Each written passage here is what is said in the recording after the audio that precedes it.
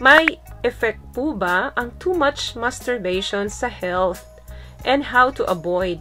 Okay, when it comes to health issue po, wala pong effect ito sa kalusugan natin. As long na hindi naapektuhan yung pang-araw-araw na buhay mo, relationship mo sa family and mga kaibigan mo, hindi naapektuhan yung mga goal mo, at lalong hindi naapektuhan yung trabaho mo, wala pong masama kung ginagawa mo ito at least once sa isang araw, okay na okay lang yan. In fact, ang pagsasarili po ay may mga benepisyo pa sa kalusugan natin.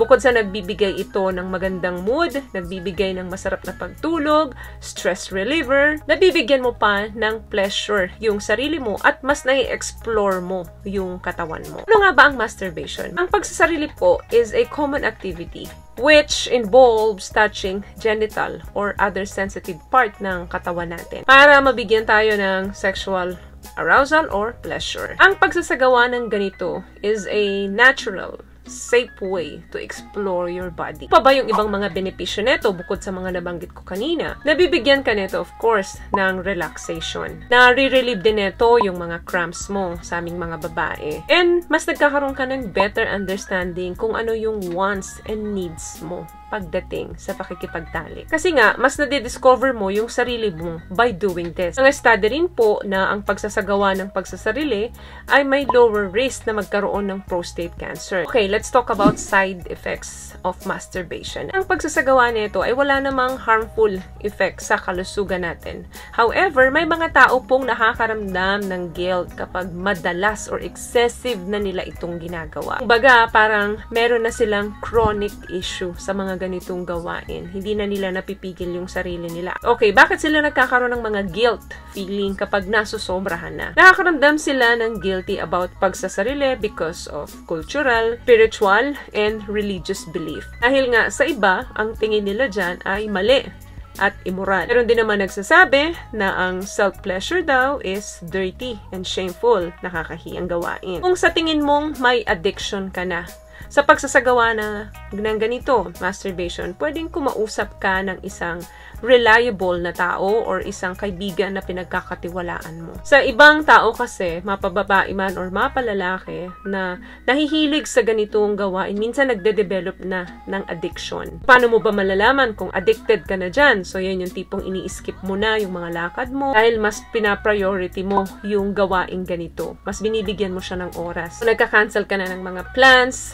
dun sa family and friends mo kasi nga may nakaschedule ka na. And also, namimiss mo na rin yung mga important na events sa buhay mo. At kung meron ka namang romantic relationship, pwede na rin itong maapektuhan dahil mas pina-priority mo pa yung gawain na magsarili ka kesa makipagtalik sa kanya. Kasi nga, comfort zone mo ang gawain ganito. At doon naman sa mga walang karelasyon, pagka nasanay kayo dyan, bumababa po ang self-esteem natin. Kapag excessive na yung gawain ganito, nakakababa din ng self-confidence yan to the point na iniisip mo na kayang-kaya mo naman pala mag-survive kahit wala kang partner. But the truth is, mababa na yung self-confidence mo kaya ayaw mo na makipag-mingle sa opposite sex mo. Kung gusto mong mabawasan yung pagkahilig mo sa pagsasarili mo, kailangan i-stop mo or bawasan mo yung mga bagay na nakakapag-trigger sa'yo.